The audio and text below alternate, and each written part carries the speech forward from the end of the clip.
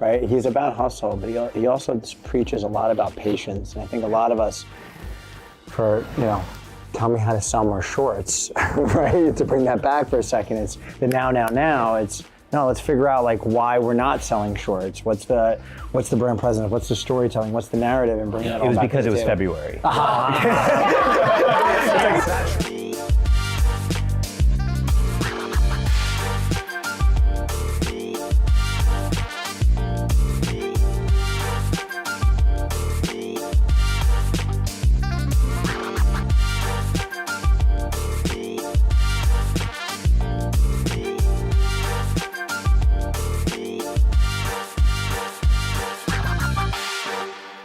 Everybody, welcome to the CMO Weekly Roundtable, brought to you by OpenFortune. Thank you very much. Thank you very much. Thank you for coming, everybody. I appreciate it, seriously. Yeah, we're so excited to have a conversation. This is a really great way to get people together to have a candid, casual conversation that doesn't feel like the panels that you all probably do all the time, where you have to be a little buttoned up. So, the question that we can start with, that we can get the conversation going with is, what does marketing look like in 2030?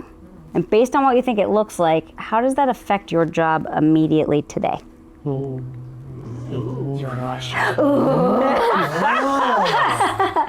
know what's funny is I was going to sit when you said like every panel, I was like, okay, great, we're not going to have to talk about AI. But now that you asked this question, I'm kind of just like... Just get it out of the way real quick, and then we'll...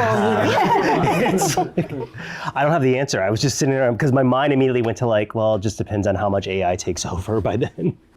I mean, it's crazy. Like, we've been through 1,000+ days of AI since ChatGPT launched, and that's 1,000 more days away, and the curve is exponential now, right? Like, I feel like it's been the last month where it's like Claude Code, Codex, Perplexity Computer, Nano Banana 2. I was like, Banana Republic has an AI? Nano Banana 2. Let's get the name right. Hot collab. Yeah. It's like it sounds amazing. I hope it comes in leather. Gaping's probably gonna do something crazy, right? But no, but it's a great question, because it's like, okay, wow, based on the exponential curve of this, like, what does that look like in a few years from now? And then what are the implications for, what would you say, Hayley, like hiring, or how you think about creative, or like the tools that you're using, or whatever. Just think about the process. Or even beyond that, the consumers in the market, like with mass unemployment on the horizon, who are we selling to? You know, it's a real question. The other end of the spectrum, though, I was talking to a very, very intelligent AI coder the other day, and he was using, he was basically vibe coding. He said he built out 1,000 different businesses within a couple of weeks. I want us to think about what that actually means. 1,000 different businesses, payment infrastructure, compliance, SOC 2, the whole nine, from end to end in weeks. So what does that mean for everyone that's coming up? That he's like, Claude's going to be building upon itself and 10xing every 6 months to the point where coders no longer have to be able to do this. It's going to be anybody and everybody. So his message to me was, make your money now. But the concept is similar, right? Like, anybody can do anything at any point. There's no opportunity cost for doing anything that you want. That's also like, so just if you think even for universities and colleges, like, 3-4 years ago, everyone was like, go and study coding. Everyone needs to be a coder, right? And now it's just gone. And I've got 2 young girls, and the thought of like, well, what do they want to do? What's going to be still around? Are they going to be, artists, plumbers, or something that is like be able to create the job, amazing carpenters? Do you know what the key is, though? Is that I think what you just said, which is like all these companies, and I think everybody sees a new AI startup popping up like on a daily basis, is that like, I still, even amidst all this, and I'm somebody who really, really studies the AI industry, like ranging from, everything from policy down to the industry. And I still believe that marketing will still be necessary, because I think that marketing cannot make a bad product sell, but a good product can't succeed without good marketing. I think that the big shift in what does marketing look like, and this is an unfortunate thing to say being recorded saying this, is the big industry shift I think that we'll see is how will junior level people be able to succeed in this marketplace when a lot of their actual work is starting to get outsourced to AI? Yeah. You touched on something, what will marketing feel like? My mind immediately went to the consumer. And my answer to that would be, it will not feel like marketing. Right. Because with AI and already we can do so much personalization and that all that kind of stuff, but there's so much more that AI will allow us to do in terms of predicting and recommending and tailoring in such a way that to the consumer it will feel like, oh, this is my idea. It read my mind. That's exactly what I need. Yes, it will not feel like marketing. It will not feel like, oh, feel like these Inception. are the things we're trying to, exactly.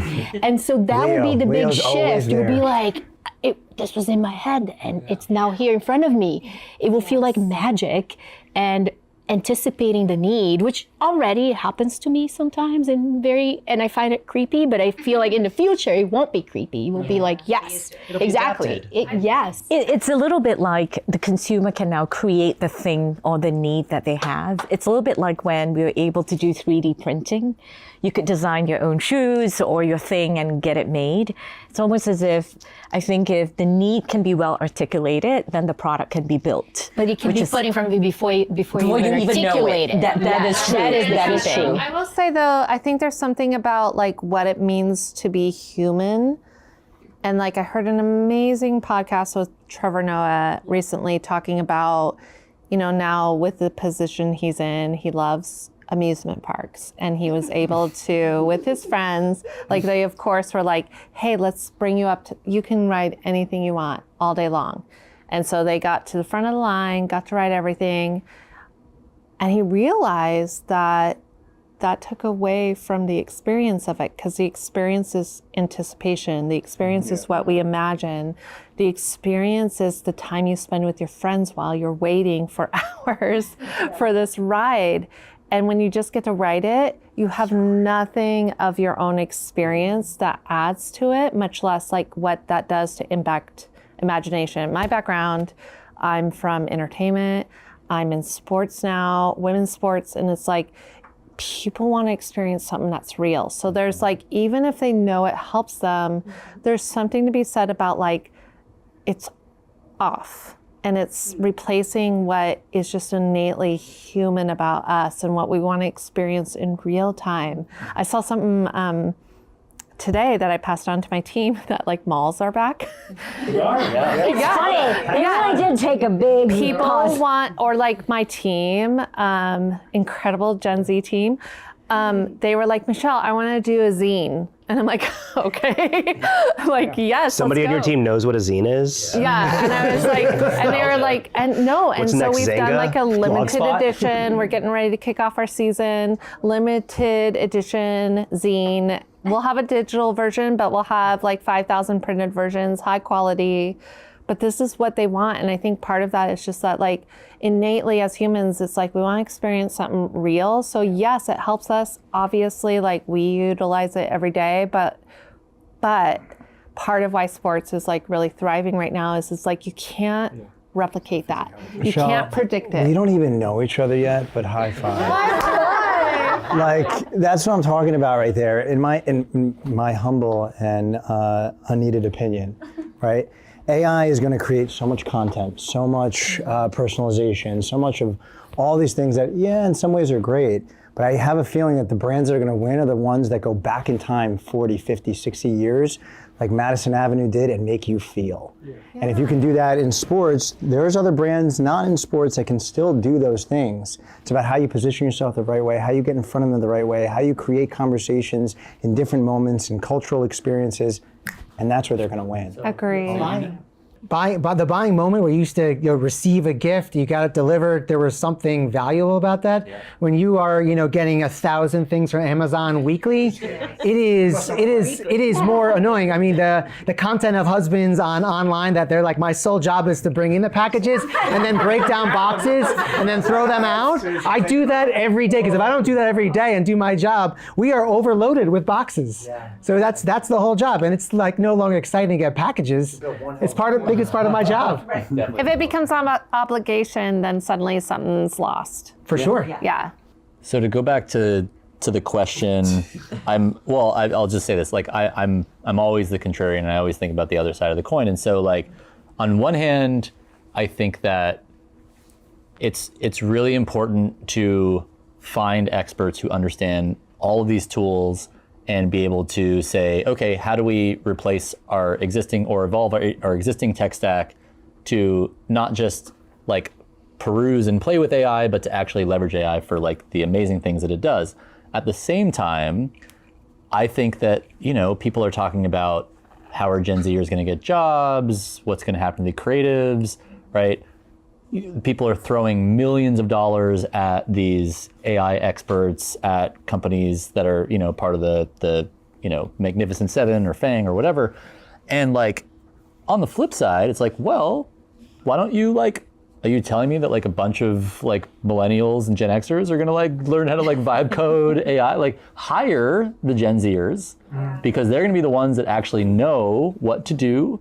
Secondly, throw the money at the best creatives in the world, right? Like if you have the best creatives in the world in 2030, you are probably winning because yes, AI is gonna be able to do some spectacular stuff, but there is still gonna be that yearning for like, what is the most poetic, interesting, artistic, human expression of things, right? That is authentic. Well, so I was going to ask, when you say they'll have the best creators in 2030, how do you even define a creator anymore? What is it that they're creating? And then how do you decide what is good creation? It's a tool, right? At the end of the day, like to Matt's point, you had like these amazing creatives that are really embedded in it and living and breathing it every day and see it as what it can create with them. Obviously the whole human versus the machine piece is important. And I think also going back to your original question on marketing, like I think some things we're going to stay the same. Like the power of really understanding the consumer, obviously using different tools to do that, insights that can unlock meaningful growth. Marketing is one of if not the biggest lever for growth, is all there, but like, this is always what happens when you put marketers in a room, but it's like, marketing has a marketing problem because we spend too long pontificating about what happens with marketing that we sometimes forget that we're all fucking good marketers. I'll say one more thing and then I'm going to shut up for a second, but like, you already see this with like stock photos being a flex of like, oh, this is real. I do think that there will be a very, very, very strong backlash against things not being identified as AI. And the reason is because one, people want to know what is real and what is not. And two, because the thing that scares me most about AI, I'm very excited about AI for healthcare and a variety of reasons, right? But at the same time, like, the thing that scares me is if and when I upload myself to become an avatar online, like I worry about the usage of people like me saying something like horrible to my wife, but it's not me, it's a version of me, right? It's a deep fake, exactly. So the deep fake aspect, the ramifications of that on like a global geopolitical stage is terrifying. Right. And so there will be a significant backlash. Like if we thought the like SAG-AFTRA, protesting was one thing for the creative industry, like imagine once it gets to actual like, very scary stuff. So I do think that will be a strong pushback, and there'll have to be sort of like policy navigate. I mean, I'm sure Fernanda probably has some thoughts. The last election cycle was already a lot of that. This upcoming election cycle, I could only speak, will be even more susceptible to that. And I think eventually, to your point, there will have to be some reckoning of what's happening here. But I mean, to answer your actual question, I think as marketers, what worries me, because I can't really say what it's going to look like in 2023. I can say what worries me right now. Yeah.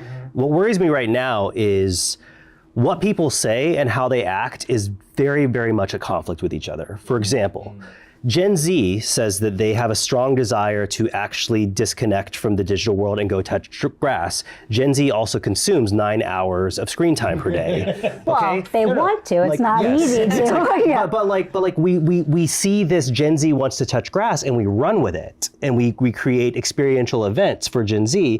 But at the same time, they are still tied to their phones. Marketers, there's data that's come out that says, like 90% of us actually use AI every day and we actually found use and value out of it, but 58% of us actually fear that it's going to replace our jobs. It's like, so you have all this conflicting data and you're sitting there, and data used to be linear. You used to be able to say like, oh, like a woman who lives in Des Moines, Iowa, like she probably has this type of behavior, this is probably where she shops, and we used to be able to take that information, aggregate it, and be able to make conscious decisions about how we want to allocate our media dollars. It's a shit show right now because people's media habits are very different, but not just that. It's just the media cycle has completely fried everybody's brains. Like, we're no longer even in a creator economy. Everybody 3 years ago, every single panel, every single marketing expo was the creator economy. It was just this thing that was happening. And we can see this in the influencer marketing industry, where I think we're gonna top out at $40 billion in investment in influencer marketing this year. We're not even in a creator economy, or we're in an attention economy. It's basically how long and how much can you grab people's attention, and you're only gonna get that attention for a couple of days. We can look at this from Super Bowl this year, okay? Super Bowl ads used to be something that you could sustain, and it used to be this thing where you'd be still talking about it 2-3 weeks later, you'd remember it. Cycles are so short now. The cycles are so short. The life cycle of a Super Bowl ad lasts like 48 hours. And how have we combated that? How have we combated that as marketers? We started releasing them 3 weeks early. Our best solution on how we're gonna spend, like $10 million on a media buy is to just release the ad. So do you not buy them anymore? I don't have enough money to buy that, but I feel like so much of it is driven by like, what's your ROA, and like really what we're tasked with is building worlds, and like worlds are multifaceted, worlds are complete, worlds are built with humans in mind. So like that can feel very fluffy in the wrong rooms, but it is how we all exist in real time. And I feel like that doesn't negate like what the responsibility or accountability is when you look at a spreadsheet and like, what do you need to do to drive profit? We're all in business. We understand that. I know it probably will sound silly, but like I'm so obsessed with how obsessed people are with love story right now. And just like, I want a 90s kind of romance. And I'm like, girl, let me tell you, it was amazing. And my husband and I actually had a great conversation about it last night at dinner, because we were like, we didn't have to like, we weren't texting each other. We weren't on Facebook. We weren't like, there was none of that. Like it was just starting, but we actually had to call each other and have a conversation. I know that ages me, but I'm like, I value that, because like we had to be vulnerable. We had to be connected. We had to do it. And you see right now with like that. You mean back in the day? Back in the day. In the and actual 90s. Yeah. Yes. But like with I was this, there. like you see right now, people are obsessed with like, wow, what was that like?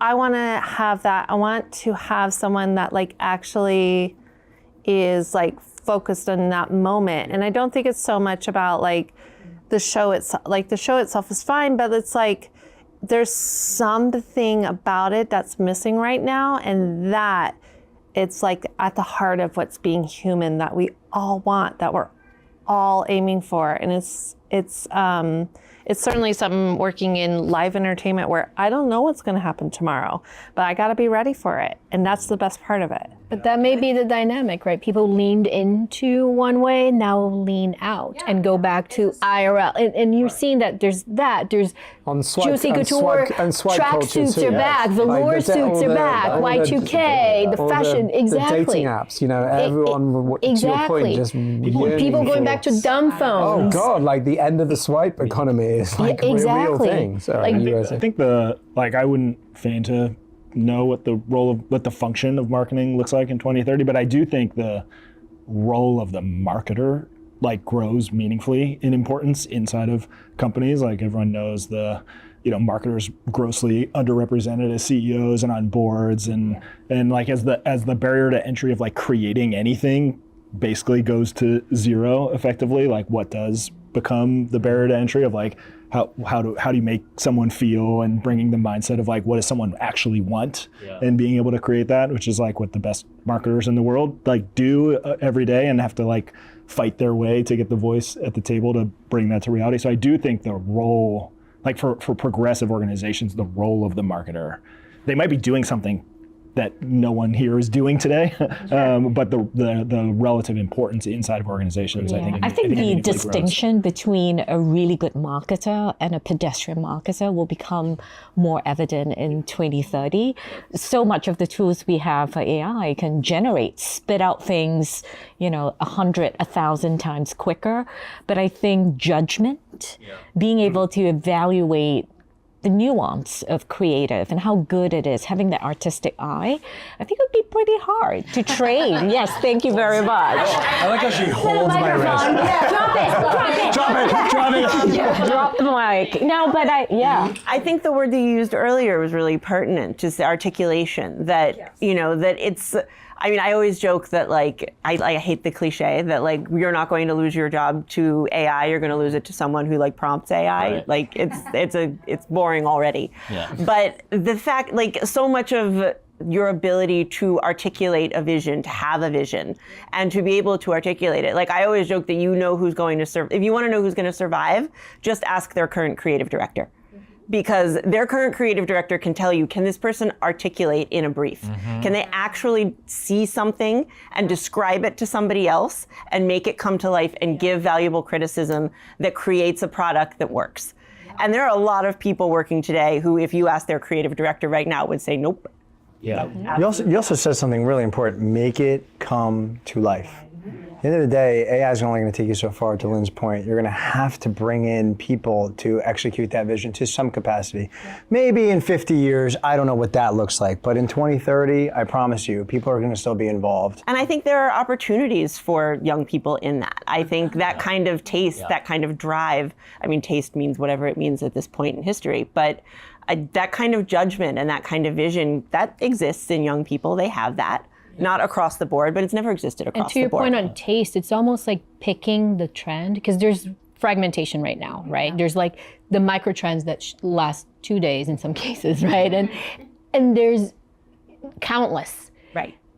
You can't possibly, yes, maybe with AI, yes, you can possibly bat on all of them, but that might not be the right way to do it, right? You got to pick the ones that actually have staying power, or that will actually drive the results that you need, but you do need a human to have that feeling. It's interesting because, like, if I ever search travel or like restaurant results on AI, it's doing what Kirby does, which like the puffball character like inhales the internet and then spits out algorithm, and it's just like it's populism, and so it's giving you what like it just algorithmically believes you want. But actually, from a trend standpoint, even from like a restaurant standpoint, I never use AI to identify a restaurant that I should go to. Maybe it's a starting point, but it's because like generally like from a taste standpoint, it's like pretty shitty. Like people have like pretty pedestrian average.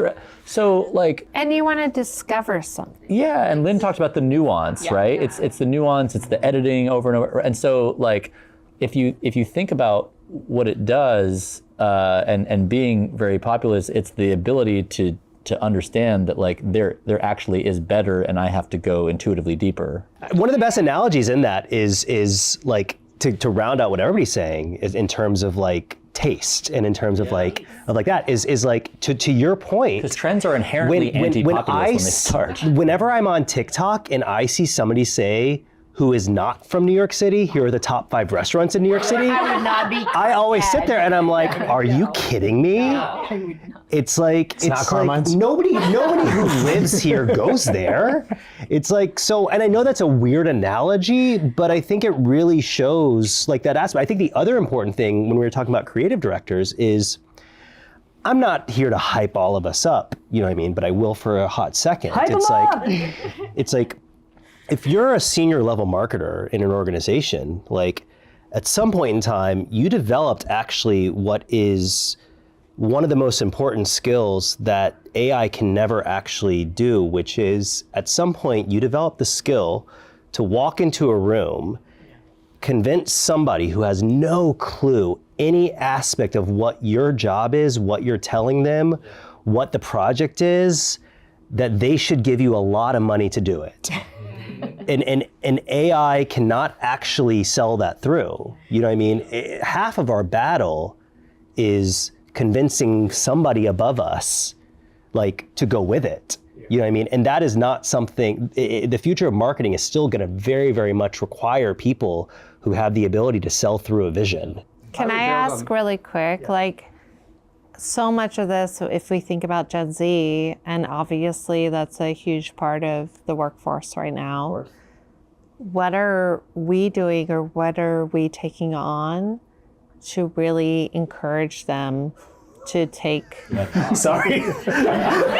Sorry, my last full-time role, I managed 13 people and 11 of them were Gen Z, so I have, sorry, I was just like. So you have opinions? I would. Feelings. Sounds like feelings. Yeah. Yes. Well, it was, I guess, two parts to that. One is, in terms of marketers and senior marketers, I think there is a piece around the great thing about marketing, and especially when you're able to get to the level that we're at, is that you've also reinvented yourself by this point, right? Because when we started in marketing, it was in the when we're showing our age, but in the golden age or whatever that may be, and it was the Stone Age. So.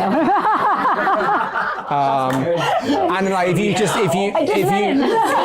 Back in the 90s. Yeah, back in the 90s, TV was still there, kind of pre-social media. Like, I'm showing my age, but like, we've all gone through these transitions successfully, and one of the things that I love about this discipline and this function, as much as the criticism that we get, or everyone saying I can be a marketer, it's just this brand stuff and it's colors, is like no other function has had the amount of change that marketing has had, in the last 20, 30 years, and will continue to have. So I think you can make a strong argument to say that marketers are the best place to tackle this moving forward, because we have critical thinking. The best marketers, to your point around how do we inspire the next generation, which I think we all have a duty now as being more senior marketers, is like, how do we create the safe space for them to sort of try and fail? How do we, it's not our job to be creative, even though we are creative. I believe it's our job to create the conditions for creativity to happen. And that's the piece that is around, like, what does that mean? What does that mean?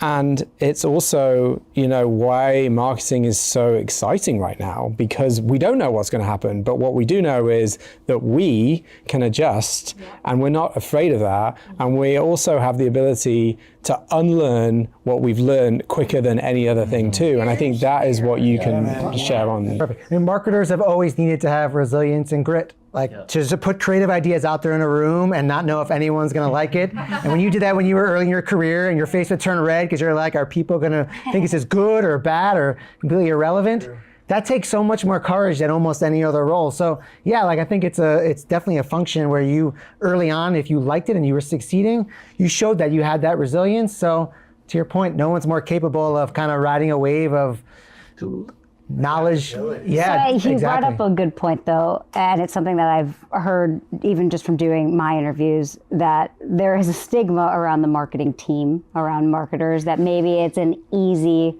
job. We all know that is not the fact. So I want to know, what is something that doesn't have to be your current company, a company you've worked for, just in your experience, what is something that they wanted you to solve that is just not your job? That's just not what that's not something that's in your purview to solve. Oh, I love it. It came right. Something immediately came to mind. The two social people in the room just had an immediate physical reaction. Did you just have a guttural reaction Yes, too? she just looked at me and she's like, "Wait, your face," and I was like, "No, I'm looking at his face." When somebody throws up, it's a good question. Did the founder's daughter think that something was really cool? And, you know, I worked for a multi-billion-dollar Gen Z retail brand, and I remember being looked at in an SLT meeting and was just said, "We're not moving enough shorts. What can you do?" And that was it. High five! And I'm looking around and I'm like, I have the smallest budget in this call. Like, why are you looking at me? You know what I mean? But that was why I was laughing at your question, just because because you're the closest to cool. No, it was like you get yeah. It's just I don't even remember what your question was now because I was just like having like PTSD. Yeah, what is something fetch that's happen, Nathan, please? No, it was just, I mean, I think like, especially if you have any background in social, like specifically like Kate and I do, you know, we get the most random, you get everything from my daughter flew on a plane with this kid who thinks that we should do this. And then the next thing you know, you've committed to $500,000. It's, I'm not lying. I've gotten literally, I've gotten on the way to Cannes a photo of a cocktail napkin with scribbled words on it that was just like, we should do this. It's like, so, you know, that would be the craziest things. But to your point, I did it. It's like, we figured it out. I think it's a very misunderstood discipline. Yeah. It's extremely misunderstood. I think there's an art and a science to what we do, but sometimes other functions relegate it. I mean, for me, the worst would be like, oh, you guys are the events people. Make sure you've got the banners and all of that. And that's like the tiniest little sliver of, you know, work that we do. And I think as leaders, it is upon us to maybe embrace the AI capabilities, to have a better through line to revenue, right? So the stuff that we do can be proven, and AI should actually help us drive that conversion to revenue a lot more quickly. So that would be my call to duty of us, is to try to course correct.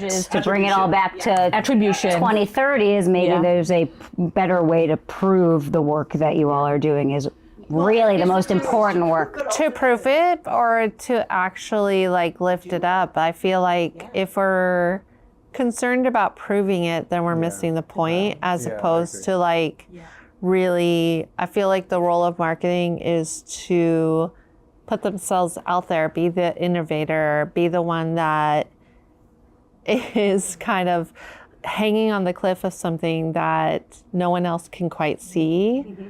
But if you're really pushing it in the right direction, and perhaps we don't even know, right? Well, like we're still figuring it out, but your instinct is telling you, your team is telling you, this is the direction. But I think the hard thing for marketers right now is that the funnel is no longer, the funnel is no longer linear.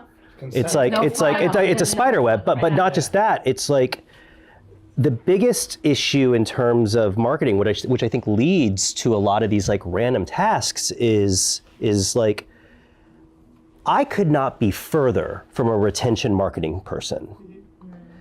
And we're dumped in this same department. You know what I mean? I could not be further away. And you go to a new company sometimes and you're like, oh man, am I gonna be with a brand person or am I gonna be with a performance person?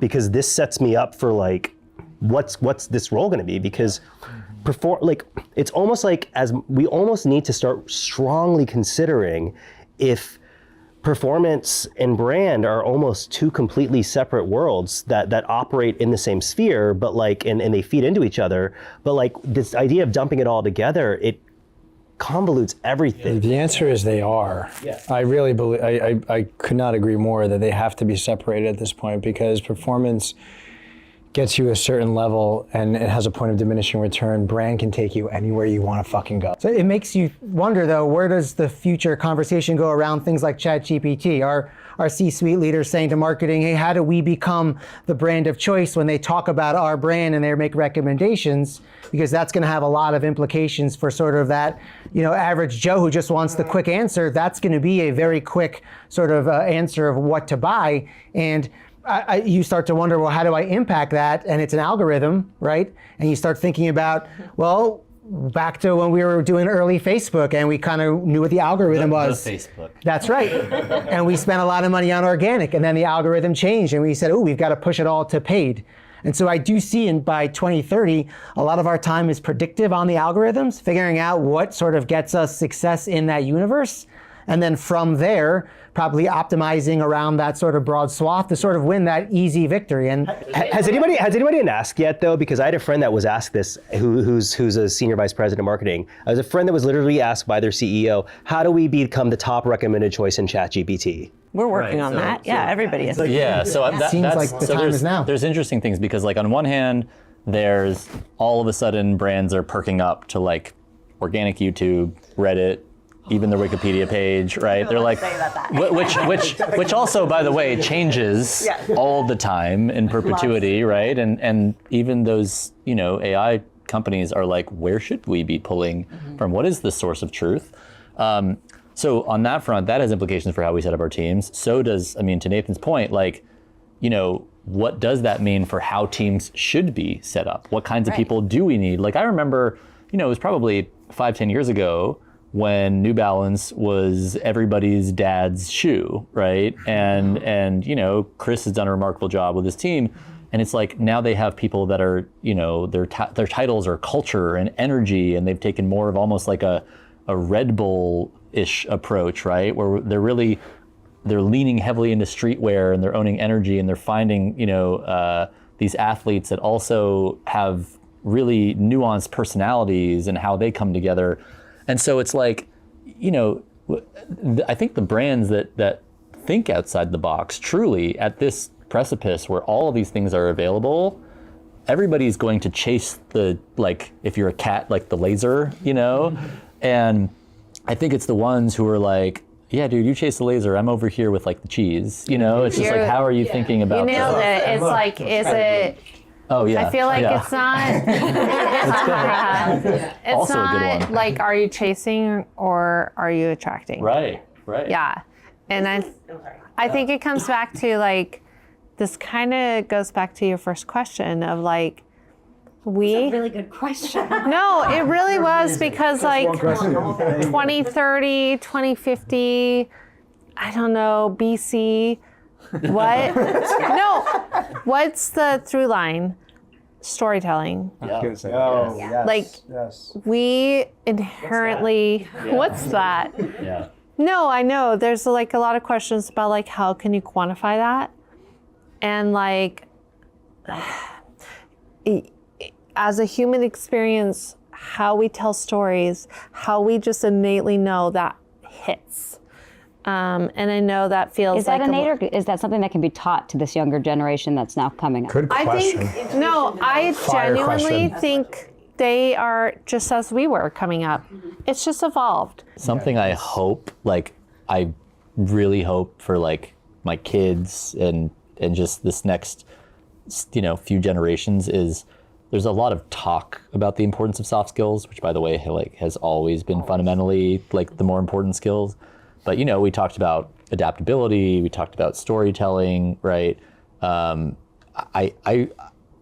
in terms of the evolution of learning and do kids just still desire to go to the Stanfords and Harvards of the world, or do they actually look at their option value and maybe they still go to college, but maybe they complement that with these, online learning environments, whether it's YouTube or whether it's these more sort of formal but much less expensive than going to these institutions, right? Type of learning, and then what do they actually choose to learn, right? And I think that the textbooks are every single second getting extremely outdated because the game is just completely completely fundamentally changed. I definitely have some thoughts to add to that, and it will bring back to your original question too. By the way, Who was while on that topic? a couple of things and what you were saying. So, both of you said something that I was really thinking about, because my 12-year-old son, of course, he wants to have his own YouTube channel, and he wants to unwrap Pokemon cards.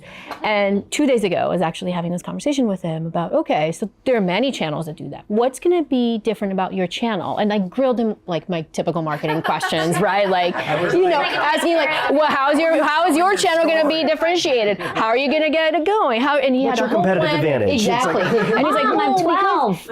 Oh, but the point is, like, how do we train the next generation? So asking these questions, I thought he was going to be totally turned off. He immediately like engaged, and he's like, okay, yes, here's how mine's going to be different. And I'm going to get it going because I'm going to get my 100 school friends to actually sign up, and the algorithm will learn. And he's like, because he knows how to operate YouTube better than I do, and I work at Google, and he knows better.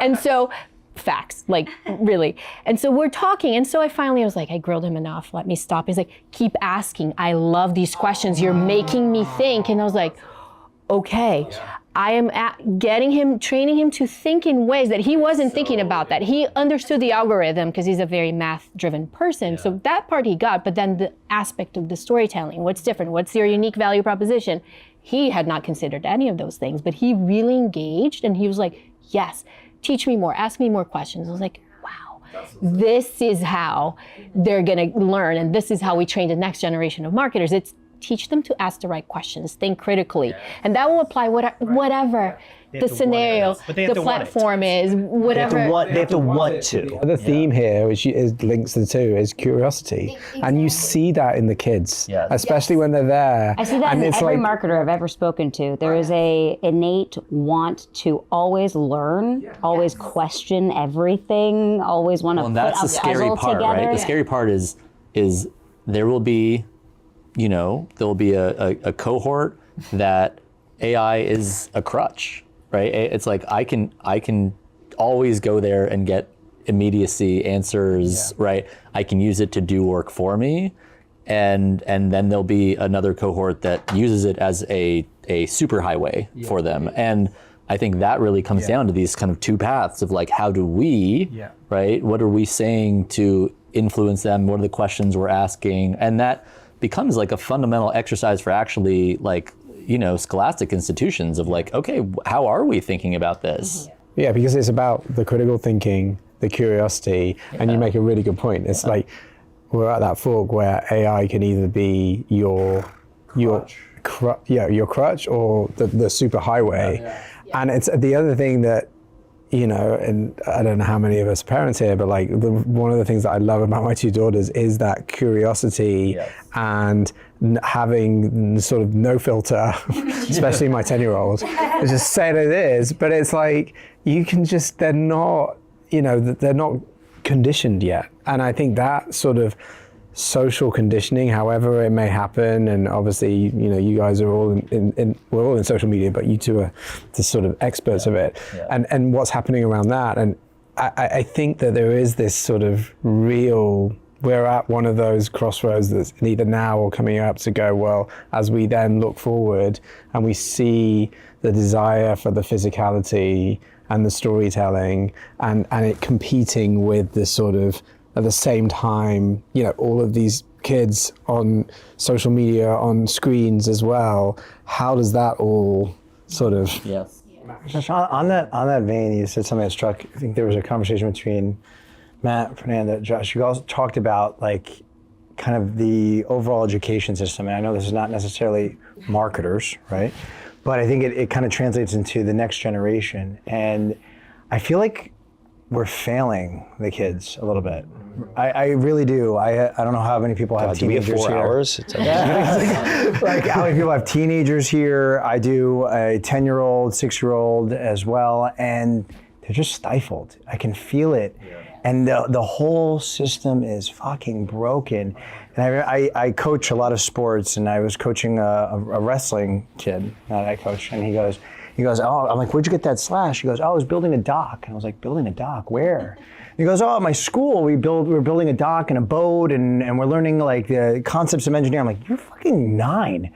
That's incredible. Yeah. And I look, and I was like, where do you go to school? And he's like, oh, it's about an hour and a half away. My parents take me every day. And I'm like, whoa, that's the school I want my kids to be going to.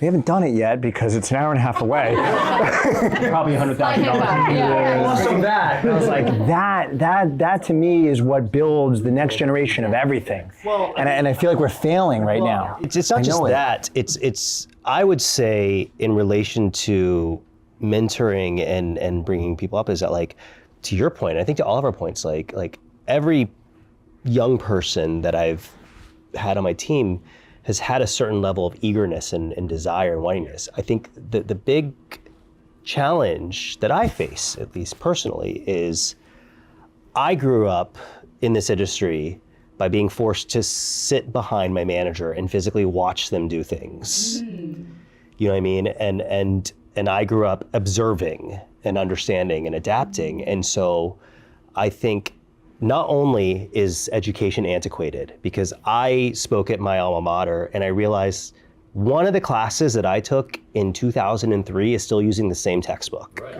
Wow. It's like, it's like with the same professor. Good Lord. It's like, it's marketing analytics. It's like, and I sat there and I'm like, I can understand a certain level of this, but then I spoke to, the dean of the university and I'm like, you don't offer a single course on social media marketing. It's like, and you're the largest university in the country. It's like, and so the service. It's because, so kids are leaving school, and I think we all experience this. It's like, they walk in and we're hiring a lot of times based off of vibes with these young people. It's just like, who seems really excited. Right. It's like, and how do you teach somebody in college when you're looking for a job? Like, you just need to be eager. You know what I mean? It's like the skill set but more is than hard. eager, you need to ask interesting questions. But it's also, it's like, you need to know, it's like, that's where I think AI can actually help. You know what I mean? Is that like, you could ask AI, like, what sort of question should I ask? But I think like, in terms of like what you were saying, it's a challenge because we all know this. The more senior you get, the more pulled off of being creative you are. Yes. And the more your role is actually people management and actually trying to do that development. I personally can say that I left it. I left big corporation senior level marketing because I missed being creative. And I went back to, I went back to smaller companies. I went back to consulting. I went back to being in the weeds again, and I love it. You know what I mean? And because you mentioned, I think it's amazing that you have an emphasis on really wanting to bring the next generation up and help them and make them into the next best marketers that we have in the industry. Something you all face, though, is losses of budgets, which means losses of people. I want to know, this is probably a hard question, and if you don't want to answer, you don't have to. This is only your second question, so it better be as good as the first one.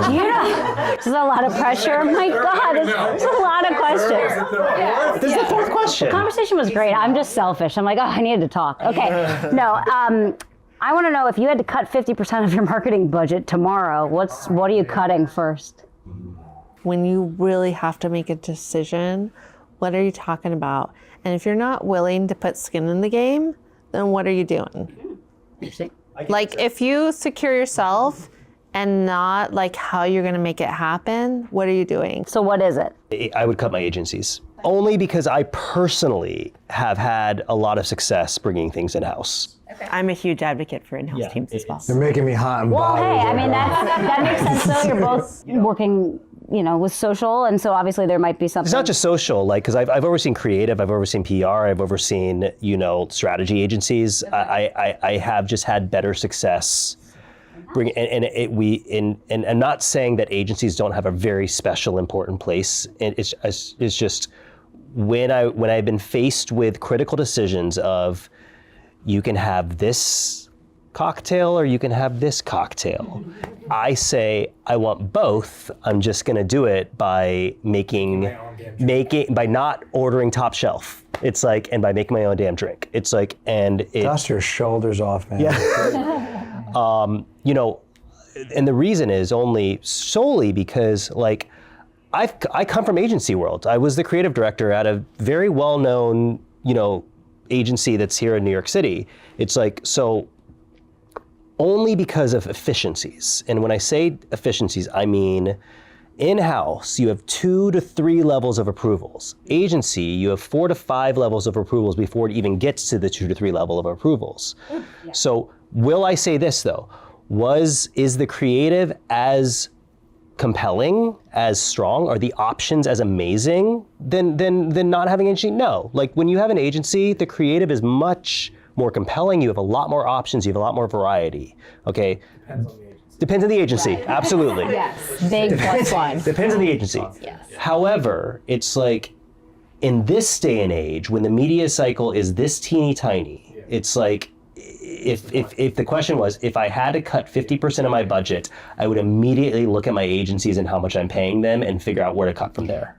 And one area where I feel really optimistic about AI and it having a positive impact on our work is in doing more of the legwork on it, like once we have this agentic capacity built up internally with our teams to make us more efficient and to, everybody works in a silo. We all do. We know our teams are too siloed. We know there's great information elsewhere in our organizations that could make our insights more valuable. They could make our work better. And I was thinking about this when you asked the last question, but I say this all the time. Not everything that happens on social media is social media. It's not all a social media problem. And that also goes for the back end of it. That means that sometimes that problem that you're experiencing, that actually belongs to the web team, or that's actually a customer service issue and we need to get the support organization involved. Or, I know you think that actually we should be able to answer that with social listening, but social listening doesn't do that. We need like BI and CI here. And to have agentic capacity within an organization to find all of that information, to put it together, that's the kind of thing that can make in-house teams behave almost like agencies. If they actually have access to that level of business insight and can receive it in a digested form where they don't have to clean data, they don't have to do their own analysis, but they can actually just look at the business as it is and make really good decisions really quickly. Well, one thing that I believe deeply is like some of the best performing organizations have deeply held convictions from the top and that like emanate all the way through everything that a brand or an organization does. You see it in sports teams as the most obvious, like deeply held conviction of what are we trying to do together, and the best versions of it, you see it play out on the court or on the field. And I think it's true in organizations. So when you you talk about getting a scribbled note on a napkin as like do this idea is like very obviously like you're just making compromises all the way through and around an organization on what do you believe and how does that manifest itself. You talking about the New Balance marketing team having interesting like different titles is like doesn't actually mean anything on its own, but the fact that it exists shows that organization knows exactly who they are and it manifests itself all the way to the marketing team's titles is like so rare. And so to your point on like, who gets the work done, like if you can make fewer compromises, you just have such a higher likelihood of delivering on whatever it is you believe. Now you have to believe something. It has to be right too. You have to be, right about your convictions, but to the degree that you can reduce the number of compromises you're making in whatever the organization is, structural or not, you just increase your odds that you're going to deliver on whatever it is you are attempting to. Yeah, I was going to add a totally different angle to this when you were speaking to AI, and this is obviously high value things that you can do. I also think AI is really well positioned to take away low value tasks that we spend a lot of time and money. So for example, once you got that brief, you got that creative, you got that concept, and you got that one piece, AI is wonderful at resizing. And I say this because my team resizes things for like thousands of different applications. AI is wonderful for that kind of stuff, right? So like for the low value where you don't need the thinking has been done, now it's execution. AI is wonderful for that and it does bring the savings. So that's my answer to like how to cut 50% of the budget. I would find those low value tasks that are many. Well, I mean, it's what Amazon is hedging itself on right now. There are already things that I find myself becoming impatient that there isn't an AI solve for. Like the things that have been, like, I never want to recategorize sentiment in a listening analysis ever again. Exactly. Why am I clicking a red frowny face? Why? Like, I'm mad at Gemini right now because I'm like, Gemini, why can't you just listen to the entire meeting? It's like, without me prompting you, and then just send me the recap afterwards.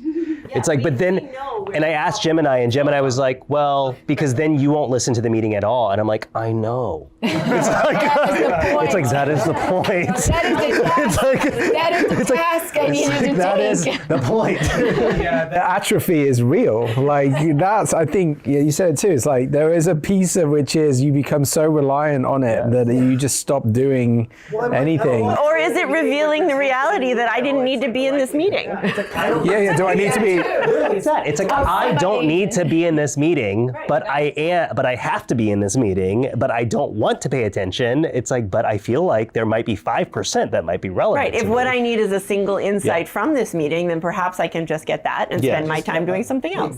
If only it could know what insight you needed, though. So what is the insight you're looking for that like grabs you?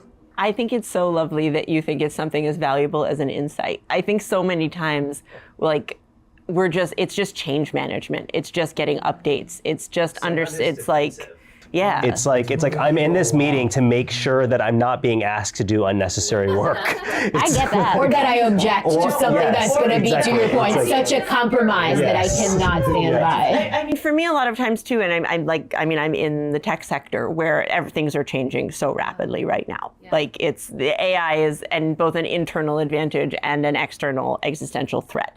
And so there's a lot of pivoting happening on a second-to-second basis. And sometimes I'm like, okay, so like I'll check the Google Doc after the meeting, or I'll find out in the meeting what changes are going to be made in the doc. And a lot of times it's really hearing live, like, oh, there's a lack of alignment here, and we're not going to necessarily reach a conclusion now. But it's like you're up to date with the most recent episode. And you haven't reached like the conclusion yet. You don't know where the story is going to end. Previously on... Right. Right. So, previously on Q1. We've looked to the future, looking to the past. What was the most embarrassing marketing trend that you fell for, that you look back at now and laugh? NFTs. Yeah. Nice. Great answer. Next. Lemonade. Lemonade? No, Lemonade. Never heard of it? It was a social media platform. They were trying to, it was TikTok's trying to replace themselves. Oh shit, I'll just jump on that, fine. Yeah. Did you have a MySpace when they were younger? I did. Like, I would say, Let's bring those out. Lemonade as a symbol. That like I think there's always organizationally a lot of like excitement when a new platform launches, and a lot of like, how do we activate here? And I'm like, well, I don't know. There's like 50,000 people using it, so probably we don't. Yeah.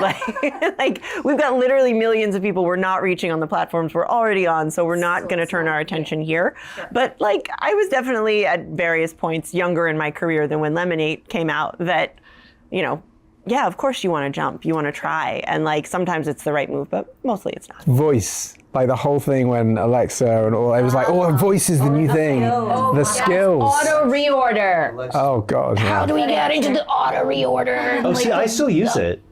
You're like, I still one of the two say, people. hey Alexa, reorder toilet paper. Oh, reorder me. oh no, I'm talking about the reorder buttons. Do you not remember? The physical buttons. Oh. Ourselves or the industry? Your very first question on 30 years from now, but I think you surmised it really well, is around time. And so much of this conversation is around what do you have to do now? Like AI is happening, everything's like now. But being able to have the luxury to kind of lean into the fact that, yes, time is the most precious commodity, but I feel like recently, and I maybe call out Gary Vee for this too, because he was part of it, is like the hustle piece and everything has to happen yesterday and it's go.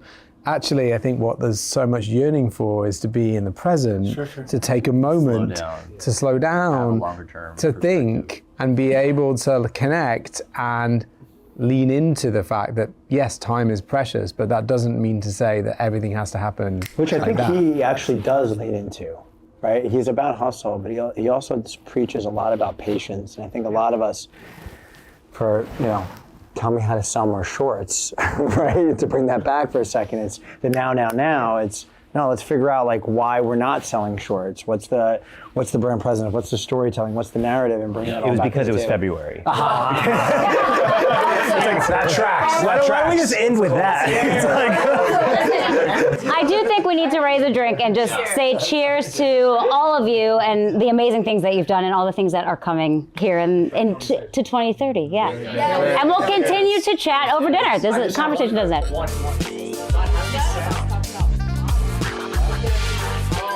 What is not my job? When I'm like, I can sit with stick on this thing all day long. I can use all my storytelling.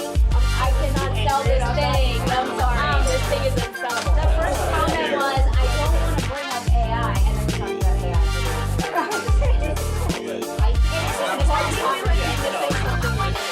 It's 2030, then you. Purpose. That's true. Sort of.